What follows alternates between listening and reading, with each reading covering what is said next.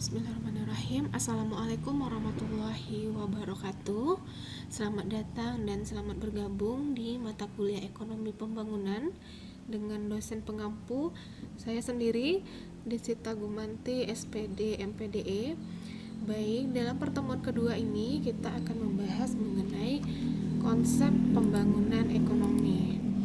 Nah, sebelum masuk kita ke materi, kita masuk dulu ke pengantar perkuliahan. Nah, dalam mata kuliah ekonomi pembangunan ini apa saja yang akan kita bahas?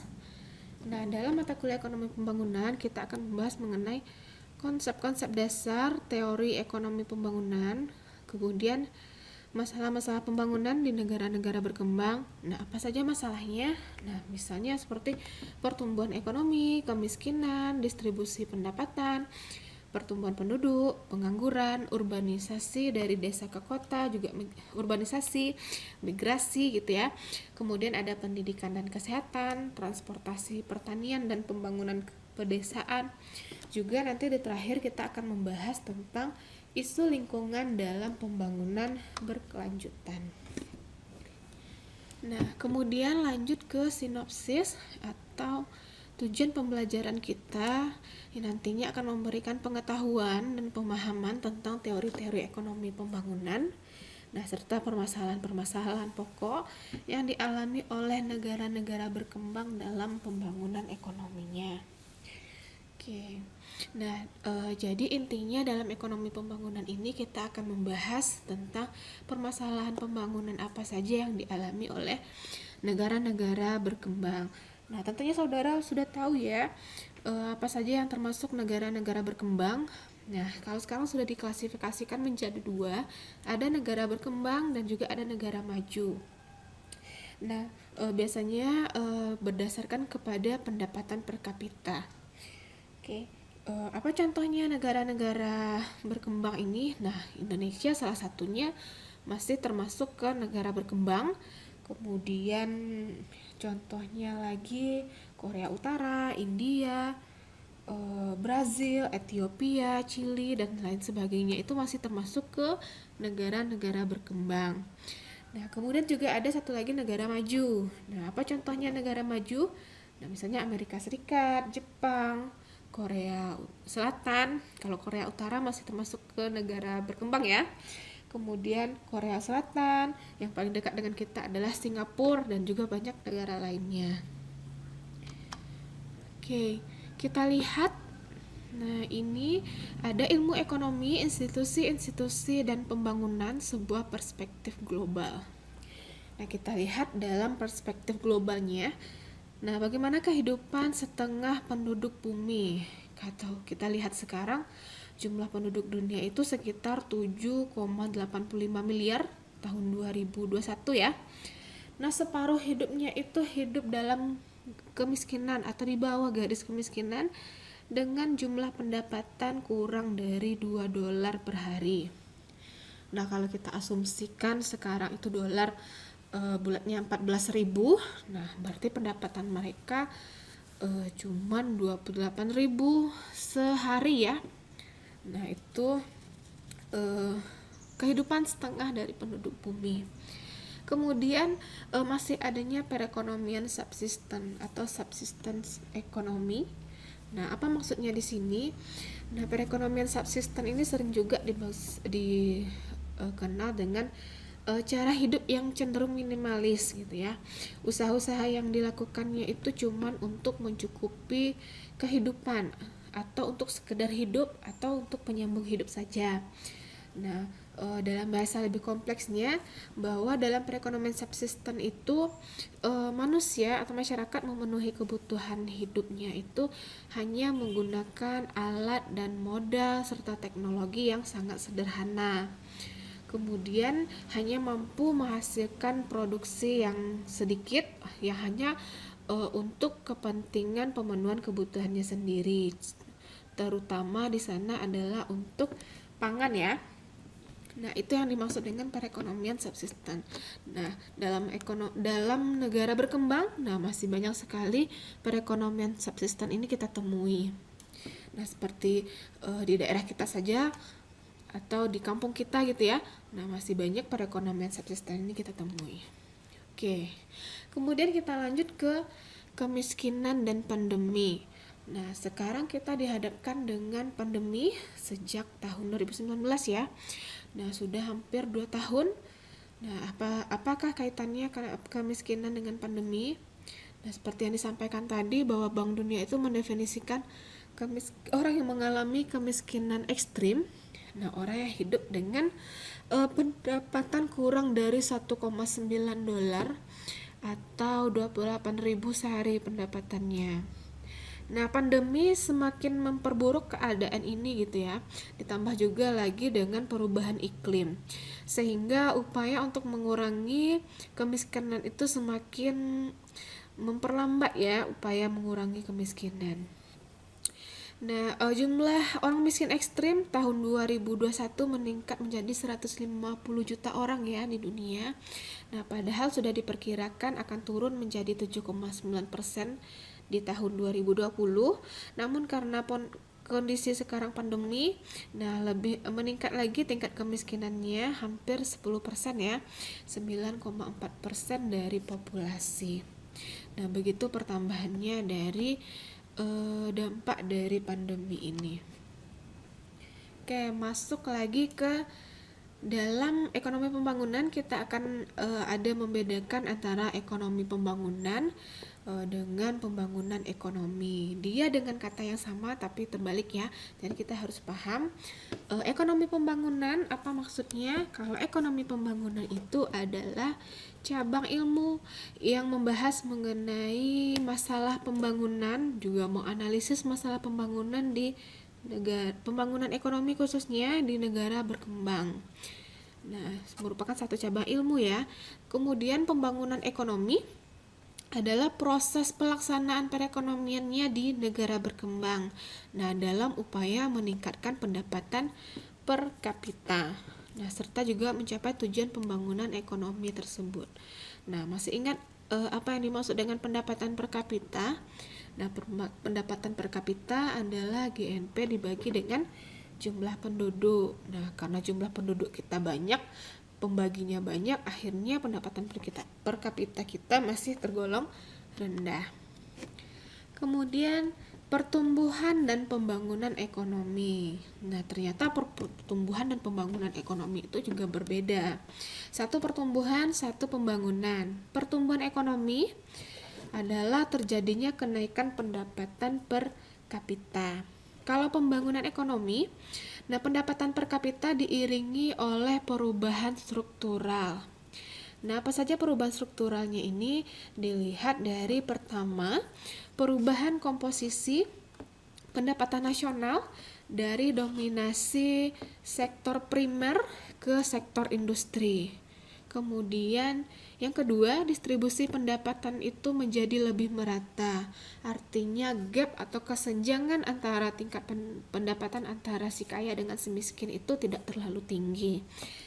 Itu dalam perubahan struktural. Kemudian yang ketiga, komposisi ekspor berubah dari dominasi barang primer ke barang manufaktur.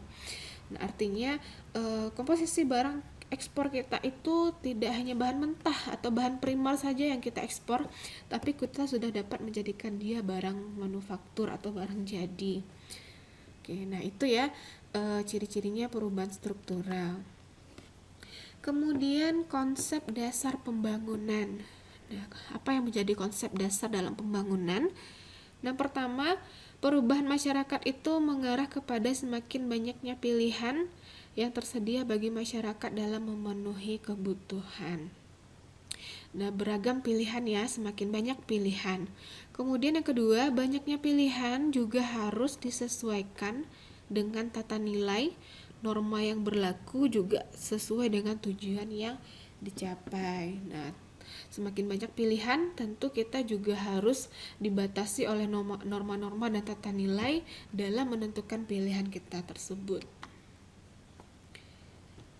Tolak ukur pembangunan. Nah, dalam melihat pembangunan dalam satu negara ada tolak ukur Ada 3 di sini. Pertama pertumbuhan, yang kedua keberimbangan, yang ketiga itu keberlanjutan. Nah, kita lihat di pertumbuhan. Nah, indikatornya yaitu pertambahan jumlah, berarti kuantitas. Yang kedua menambah struktur keterkaitan dalam dimensi waktu. Nah, yang ketiga besarnya keterkaitan antar komponen dalam pertumbuhan ekonomi tersebut. Nah, kemudian yang kedua kita lihat ada keberimbangan atau equity. Nah, keberimbangan antar sektor dalam perekonomian, kemudian keberimbangan antar wilayah. Yang ketiga tingkat partisipasi dalam pembangunan. Nah, ada ukuran equity-nya adalah rasio Gini. Yang ketiga keberlanjutan. Nah, apa maksudnya keberlanjutan? Nah, biasanya akan berkaitan dengan sumber daya alam, yaitu regenerasi alam dan lingkungan. Kemudian yang kedua ada permanenan dan eksploitasi. Yang ketiga mempergunakan teknologi yang tepat guna untuk mendukung keberlanjutan itu ya.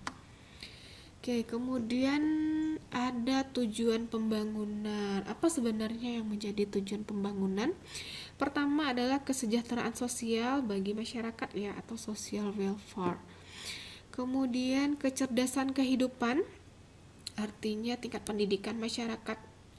Yang ketiga perlindungan sosial, biasanya terkait dengan keamanan dan kesehatan. Yang keempat partisipasi aktif dalam forum internasional. Nah, dalam pembangunan satu negara tentu negara juga harus berpartisipasi dalam forum-forum internasional, karena kita sama ya, satu negara juga sama seperti individu sebagai makhluk sosial, tidak mampu berdiri sendiri, juga harus bersosialisasi dengan dunia luar atau dalam forum internasional, kalau kita ibaratkan di sini ya. Oke, masuk ke 3 tujuan inti pembangunan. Yang menjadi tujuan inti dalam pembangunan itu ada 3. Pertama, peningkatan ketersediaan serta perluasan distribusi berbagai macam barang kebutuhan pokok. Nah, pangan, sandang, papan itu ya, kebutuhan pokok. Nah, sekarang kesehatan dan keamanan juga sudah termasuk ke kebutuhan pokok. Yang kedua, peningkatan standar hidup. Peningkatan standar hidup ini biasanya yang menjadi tolak ukurnya adalah pendapatan yang dimiliki oleh individu. Nah, tetapi tidak hanya sebatas itu ya. Biasanya juga penyediaan lapangan kerja, perbaikan kualitas pendidikan, kesejahteraan material. Nah, harga diri satu bangsa juga termasuk ke peningkatan standar hidup. Oke, yang ketiga, perluasan pilihan-pilihan ekonomi dan sosial bagi setiap individu dan bangsa dengan membebaskan diri dari sikap menghamba dan ketergantungan.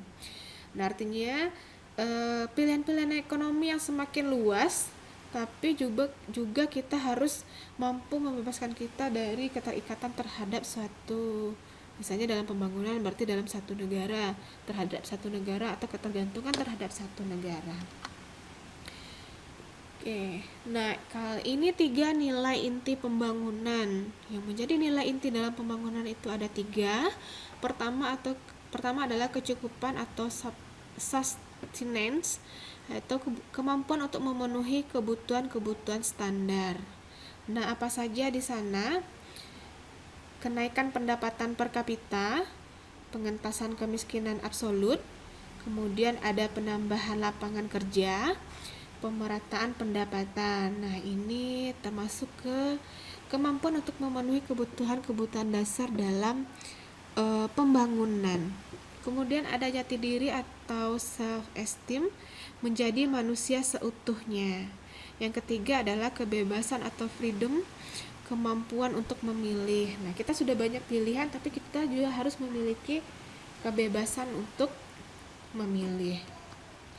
Oke, kemudian ada hambatan-hambatan pembangunan. Nah, apa yang menjadi hambatan pembangunan? Kita sering dihadapkan dengan lingkaran setan kemiskinan. Nah, apa maksudnya lingkaran setan kemiskinan? Nah, dia akan saling berkaitan. Jadi untuk memutusnya kita harus mampu untuk menjalankan pembangunan yang baik, yang sukses. Kita harus mampu memutus lingkaran setan ini. lingkaran setan kemiskinan ini maksudnya ya. Nah, apa yang dimaksud dengan lingkaran setan kemiskinan? Ada pendapatan rendah. Nah, jika pendapatan rendah akan mengakibatkan permintaan juga rendah. Nah, karena kemampuan kita untuk membeli ya sedikit karena pendapatannya rendah, akhirnya juga mengakibatkan penawaran berkurang. Dari penawaran berkurang, modal berkurang, produktivitas rendah, pendapatan rendah, kembali lagi ya, dia akan berputar terus, tabungan rendah, investasi rendah.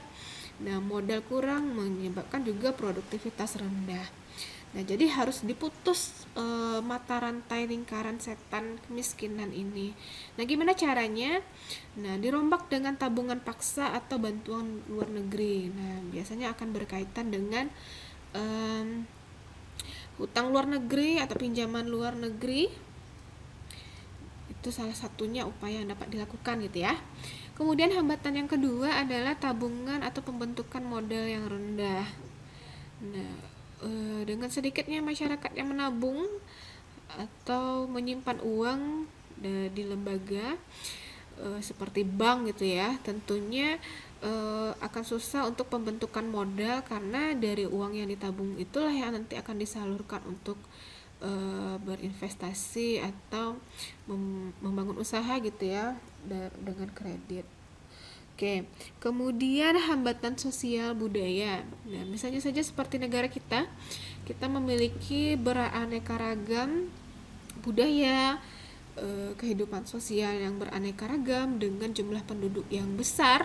Nah, itu juga akan menjadi hambatan-hambatan dalam pembangunan. Kemudian yang keempat adalah hambatan kekuatan internasional. Nah, ada hambatan dalam kekuatan internasional ini maksudnya misalnya dalam negara maju dan juga negara berkembang. Nah, ketika negara maju melakukan pembangunan bisa juga berdampak ke negara-negara berkembang, atau misalnya terjadinya perang dagang Cina dengan Amerika itu juga akan menghambat pembangunan, atau dengan politik-politik dagang dalam perdagangan internasional. Nah, itulah yang beberapa faktor yang dapat menjadi hambatan-hambatan dalam pembangunan.